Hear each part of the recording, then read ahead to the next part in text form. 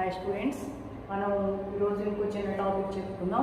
రేపు హాలిడే అనమాట, అందుకని రేపు చెప్పడం అవుతుంది. ఈ రెండు టాపిక్స్ మీద బిట్స్ రేపు మీరు ప్రాక్టీస్ చేస్తున్నారు. కానీ నెక్స్ట్ ఇంపార్టెంట్ టాపిక్ ఏంటంటే థియరీస్ అన్ని నేర్చుకున్న తర్వాత ఆక్టాహైడ్రల్లో క్రిస్టల్ ఫీల్డ్ స్ప్లిట్టింగ్ అనేది ఆక్టాహైడ్రల్తో ఆగిపోకుండా డిస్టార్షన్ ఎందుకు జరుగుతుందో జాంటెల్లర్ ఎఫెక్ట్ చెప్పింది కదా. అలాగా ఈ డిస్టార్షన్, ఈ కాంప్లెక్స్ స్ట్రక్చర్స్ అన్నీ నేర్చుకున్న తర్వాత అసలు క్రిస్టల్ ఫీల్డ్ థియరీ ఎందుకు వచ్చింది? బ్యాలెన్స్ బాండ్ థియరీ చెప్పలేకపోయినా ప్రాపర్టీస్, స్పెక్ట్రల్ ప్రాపర్టీస్ అనేవి కాంప్లెక్స్ కాంపౌండ్స్ ఎందుకు ఉంటున్నాయి, కాంప్లెక్స్ కాంపౌండ్స్ కలర్ ఎందుకు ఎగ్జిబిట్ చేస్తున్నాయి అనేది క్రిస్టల్ ఫీల్డ్ థియరీ చెప్తుంది. ఏమని చెప్తుంది? కాంప్లెక్స్ కాంపౌండ్లో ఉన్న సెంట్రల్ మెటల్లో ఉన్న అన్పెయిర్డ్ ఎలక్ట్రాన్ ఏదైతే ఉందో అది గ్రౌండ్ స్టేట్ నుంచి ఎక్సైటెడ్ స్టేట్కి ఎక్సైట్ అయ్యి అవుతున్నప్పుడు, గ్రౌండ్ స్టేట్ నుంచి ఎక్సైటెడ్ స్టేట్కి ఎలక్ట్రాన్ జంప్ అవుతున్నప్పుడు విజిబుల్ లైట్ నుంచి ఎనర్జీని అబ్జర్వ్ చేసుకుంటుంది. ఆ ఎక్సైటెడ్ స్టేట్లో అన్స్టేబుల్ కాబట్టి అది రిటర్న్ మళ్ళీ దాని ప్లేస్కి రిటర్న్ అవుతున్నప్పుడు అది అబ్జర్వ్ చేసుకునే ఎనర్జీని కాంప్లిమెంటరీ కలర్ రూపంలో బయటికి కలర్ అనేది ఎగ్జిబిట్ చేస్తుంది. కాబట్టి గ్రౌండ్ స్టేట్ అనేది ఒకటి ఉంటుంది. ఆ గ్రౌండ్ స్టేట్లో ఉన్న అన్పెయిర్డ్ ఎలక్ట్రాన్స్ ఎక్సైటెడ్ స్టేట్కి జంప్ అవుతాయి. కాబట్టి ఈ ఎలక్ట్రాన్ అనేది ఏ స్టేట్లో ఉందో కాంప్లెక్స్ కాంపౌండ్ ఇవ్వగానే ఆ కాంప్లెక్స్ కాంపౌండ్ కలర్ ఉంటుందా లేదా అనేది చూడాలి. అంటే ముందు దాంట్లో గ్రౌండ్ స్టేట్ ఏంటి అనేది మనం కట్టడం రావాలన్నమాట. కాబట్టి గ్రౌండ్ స్టేట్ కట్టాలి అంటే దానికి టర్మ్ సింబల్స్ రాయాలి.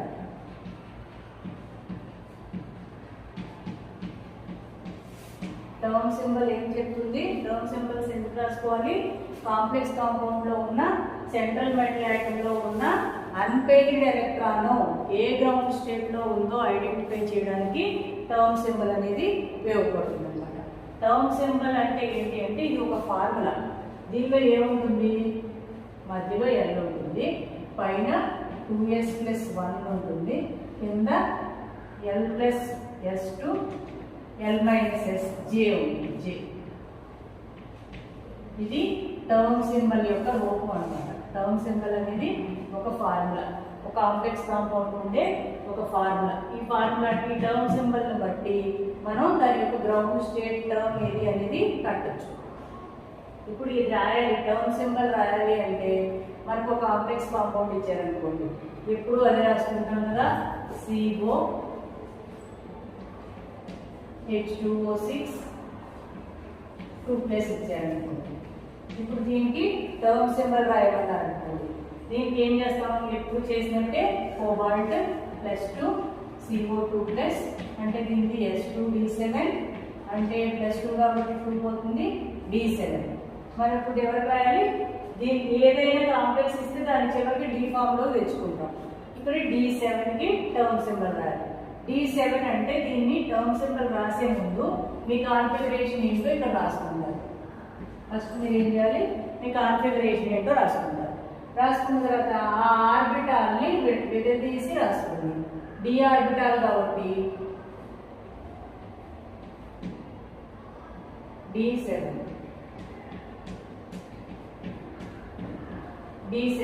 ఎలక్ట్రాన్స్ ని ఇలా రాసుకున్నారు. రాసుకున్న తర్వాత మీకు ఎన్ని అన్పెయిర్డ్ ఎలక్ట్రాన్స్ వచ్చినాయో కట్టాలి. ఫస్ట్ ఎలక్ట్రానిక్ కాన్ఫిగరేషన్ రాసుకోవాలి వివరంగా ఆర్బిటాల్ ప్రకారం. నెక్స్ట్ ఏం చేయాలి? దానిలో ఎన్ని అన్పెయిర్డ్ ఎలక్ట్రాన్స్ ఉన్నాయో చూడాలి. n అంటే ఏంటి? Number of unpaired electrons. n = number of unpaired electrons. ఎన్ని ఉన్నాయి? నెంబర్ ఆఫ్ అన్పెయిర్డ్ ఎలక్ట్రాన్స్ 3 ఉన్నాయి. Next step number of unpaired electrons ని కట్టాలి. నెక్స్ట్ థర్డ్ ఏంటి? థర్డ్ స్టెప్ ఏంటి? S వాల్యూ కట్టాలి. S స్పిన్ వాల్యూ అంటారు. S వాల్యూ ఎంత? n/, మీకు పైన ఎంత వస్తే అది /2. ఇక్కడ S వాల్యూ ఎంత అవుతుంది? n వాల్యూ ఎంత? 3 కదా, కాబట్టి 3/2 అవుతుంది. S వాల్యూ కట్టారు. నెక్స్ట్ ఫోర్త్ వచ్చి 2s+1 కట్టాలి. 2s+1 ఎంత?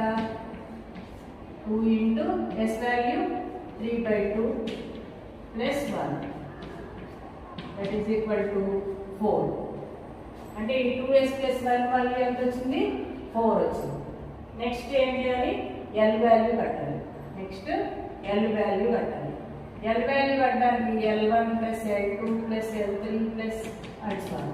మీకు ఇక్కడ వేసుకున్న ఈ ఆర్బిటాలను బట్టి L1 L2 L3 ఉంటాయి.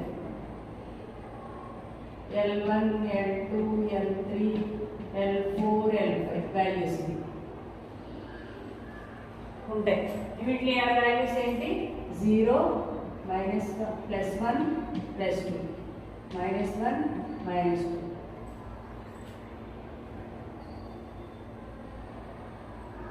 పెయిర్లు అయిపోయి టోటల్ మీకు అన్పెయిర్డ్ ఎలక్ట్రాన్స్ ఎక్కడ ఉన్నాయి? 1 ప్లస్ 2. మీకు అన్పెయిర్డ్ ఎలక్ట్రాన్స్ ఎక్కడెక్కడ ఉన్నాయో వాటి ముందే కట్టుకోండి. ఏమవుతుంది? 0 plus 1 plus 2. Total value L value ఎంత అవుతుంది? 3 అవుతుంది. పెయిర్డ్ ఎలక్ట్రాన్స్ ఉన్నందుకు క్యాలిక్యులేట్ చేయక్కర్లేదు. అన్పెయిర్డ్ ఎలక్ట్రాన్స్ ఉన్న L వాల్యూస్ ని కలుపుకుంటే వస్తుంది అనమాట. L వాల్యూ 3 వచ్చింది. 3 వస్తే మీరు ఇక్కడ గుర్తుపెట్టుకోండి, L వాల్యూ కనుక 0 అయితే ఎస్ అని రాయాలి. టర్మ్ అంటాం. L ఏం చెప్తుంది? టర్మ్. దీన్ని ఏమంటారంటే మల్టిప్లిసిటీ అంటారు. టర్మ్ సింబల్లో మల్టిప్లిసిటీ.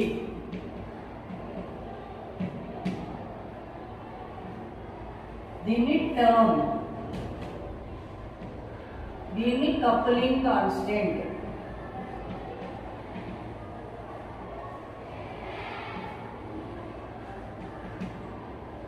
ఇలా ఉంది. ఇప్పుడు టర్మ్ ఏమవుతుంది?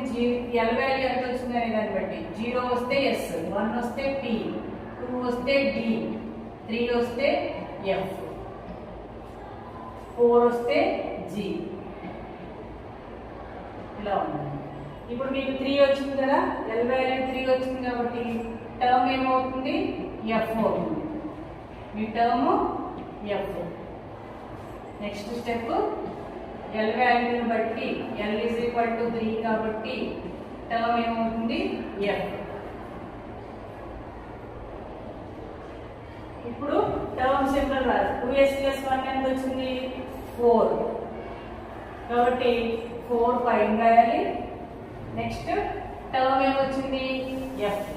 దాన్ని ఇక్కడ రాయాలి. 4f. J వాల్యూస్ ఏమి వస్తాయి? J వాల్యూస్ ఒకదానికంటే ఎక్కువ వస్తాయి. J వాల్యూస్ ఎన్ని వస్తాయంటే L ప్లస్ S నుంచి L మైనస్ S దాకా వస్తాయి. L వాల్యూ ఎంత? 3 కదా. S వాల్యూ ఎంత? 3/2. అంటే 3 ప్లస్ 3/2 నుంచి 3 మైనస్ 3/2. 3 ప్లస్ 3/2 అంటే 9/2. 3 మైనస్ 3/2 అంటే 3/2. 9/2, 7/2, 5/2, 3/2. 4 J వాల్యూస్ వస్తాయి. అంటే 4 టర్మ్స్ వస్తాయి మనకి. 4f 9/2, 4f 7/2, 4f 5/2, 4f 3/2. ఇప్పుడు దీనిలో గ్రౌండ్ టర్మ్ ఎవరు? నెక్స్ట్ మనం చేయాల్సింది ఇది టర్మ్ సింబల్స్ రాసాం. Next step 7th step term symbols రాసాక గ్రౌండ్ స్టేట్ ఎవరు కట్టాలి. గ్రౌండ్ స్టేట్ ఎవరు? మీరు ఇప్పుడు గ్రౌండ్ స్టేట్ రాసేటప్పుడు ఇది మోర్ దెన్ హాఫ్ ఇండా. దీలో హాఫ్ అంటే ఎంత? D5. D5 అంటే 5 కంటే ఎక్కువ ఉంది కదా. 7 5 కంటే ఎక్కువ ఉంటే కనుక ఎక్కువ J వాల్యూ ఉన్నది గ్రౌండ్ స్టేట్ అవుతుంది. అంటే 4f 9/2. అదే 5 కంటే ఇక్కడ తక్కువ ఉందనుకోండి, నెంబరు హాఫ్ ఫీల్డ్ కంటే తక్కువ ఉంటే తక్కువ J వాల్యూ ఉన్నది గ్రౌండ్ టర్మ్ అవుతుంది. కాబట్టి J వాల్యూస్ బట్టి టర్మ్స్ గ్రౌండ్ స్టేట్ కట్టాలి. జే వాల్యూస్ అనేది దేని ఎక్కువ ఉందో అది గ్రౌండ్ స్టేట్ ఎక్కువ అవుతుంది. మోర్ దెన్ హాఫ్ ఫీల్డ్ అయితే D7 కాబట్టి. ఇంకొక ఎగ్జాంపుల్ చేద్దాం, ఇది క్లారిటీగా చూసుకోండి. టర్మ్ సింబల్ అంటే దాంట్లో 3 పదాలు ఉంటాయి. 2s+1 అనేది మల్టిప్లిసిటీ, మధ్యలో L అనేది టర్మ్, J అంటే కప్లింగ్ కాన్స్టెంట్. ఇవి రాయాలంటే మనం టోటల్ 8 స్టెప్స్ చేయాలి. ఫస్ట్ ఇచ్చిన కాంప్లెక్స్ లో ఎలక్ట్రానిక్ కాన్ఫిగరేషన్ ఏంటో రాసుకోవాలి. నెక్స్ట్ దాని నుంచి నెంబర్ ఆఫ్ అన్పెయిడ్ ఎలక్ట్రాన్స్ కట్టుకోవాలి. దాని నుంచి S కట్టాలి, S n/2. దాని నుంచి 2s+1 కట్టాలి. దాని నుంచి L వాల్యూ క్యాలిక్యులేట్ చేయాలి. L వాల్యూని బట్టి టర్మ్ రాయాలి. టర్మ్ బట్టి టర్మ్ 2s+1 మేము పైకి రాసుకుని టర్మ్ బట్టి రాసిన పదాన్ని మధ్యలో రాసి కింద J వాల్యూస్ రాయాలి. J వాల్యూస్ అనేది ఇక్కడ ఎంత నెంబర్ ఉంటే అది J వాల్యూస్ వస్తాయి. ఇక్కడ మల్టిప్లిసిటీ ఎంత అయితే 4 ఉంది కదా, 4 J వాల్యూస్ వచ్చింది. J వాల్యూ ఎవరికైతే ఎక్కువ ఉందో అది గ్రౌండ్ టర్మ్ గా రాశాను. ఎందుకంటే D5 కంటే ఎక్కువ ఎలక్ట్రాన్లు ఉన్నాయి కాబట్టి. అదే D3 D2 అనుకోండి, అప్పుడు చిన్న J వాల్యూ ఉన్నదని గ్రౌండ్ స్టేట్ రాసేవాడు. ఇంకోటి చేద్దాం, ఓకేనా? ఇది ఒక పద్ధతి, టర్మ్ సింబల్ రాసేటువంటి పద్ధతి. ఇది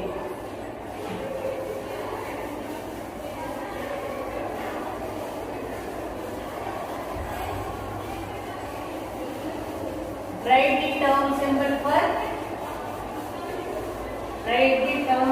for D3 electronic configuration అని ఇచ్చాడు అనుకో. డైరెక్ట్ గా కాంప్లెక్స్ ఇవ్వలే, ఇక్కడ D3 electronic configuration అని అడిగాడు. డైరెక్ట్ గా D3 అని ఇచ్చేసాడు. write the term symbol for D3 అని ఇచ్చాడు అనుకోండి. ఫస్ట్ D3 ని ఇలా రాసుకోవాలి, T3.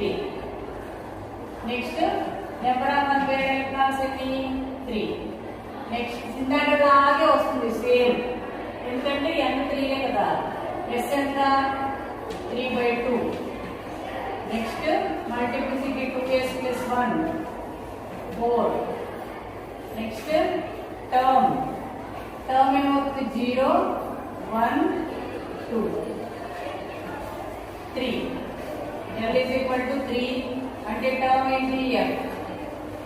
నెక్స్ట్ పైన 2s+1 రాస్తాము, మధ్యలో టర్మ్ రాస్తాము, కింద L+S నుంచి L-S 9/2 4f 7/2 4f 5/2 4f 3/2.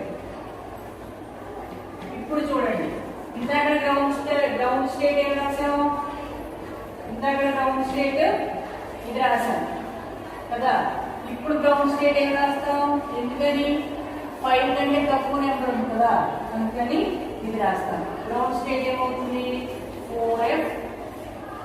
అన్ని సేమ్ వచ్చినా చివరికి తేడా ఉంది కదా, 4f 3/2 గ్రౌండ్ స్టేట్ అవుతుంది. ఇందాక ఇప్పుడు తేడా చూసారా? D7 కి D3 కి రెండు అంతా సేమ్ వచ్చినా గ్రౌండ్ స్టేట్ టర్మ్ అనేది తేడా ఉంది. ఈ విధంగా టర్మ్ సింబల్ రాయడం నేర్చుకోవాలండి. ఇంకో కాంప్లెక్స్ చేద్దాం. నెక్స్ట్ ఇంకోటి చూడండి, ఫాస్ట్ చేసేద్దాం. Right the term symbol for Mn Cr H2O6 2+. దీన్ని ఫాస్ట్ గా చేసేది చూడండి. S2D4 +2 కదా, క్రోమియం కాబట్టి 2 పోతుంది. D4 అంటే 4 0 -1 +1 అటెండ్ చేసుకోవచ్చు, రిటర్న్ చేసుకోవచ్చు. అది ఫస్ట్ స్టెప్. ఇది second step, number of unpaired electrons 4. Third step S n/2 that is equal to 2. Fourth step 2s+1 that is equal to 2 into 2 plus 1 that is equal to 5. L value వచ్చి +1 పోతుంది 2 అంటే D. అప్పుడు term symbol ఏం రాస్తాం? Multiplicity 5, term వచ్చి D, L+S ఎంత? 2 + 2 4. 2 minus 2 ఎంత 5 ఉన్నాయి కదా 5 వాల్యూస్ రావాలి 5 టర్మ్ సింబల్స్ రావాలి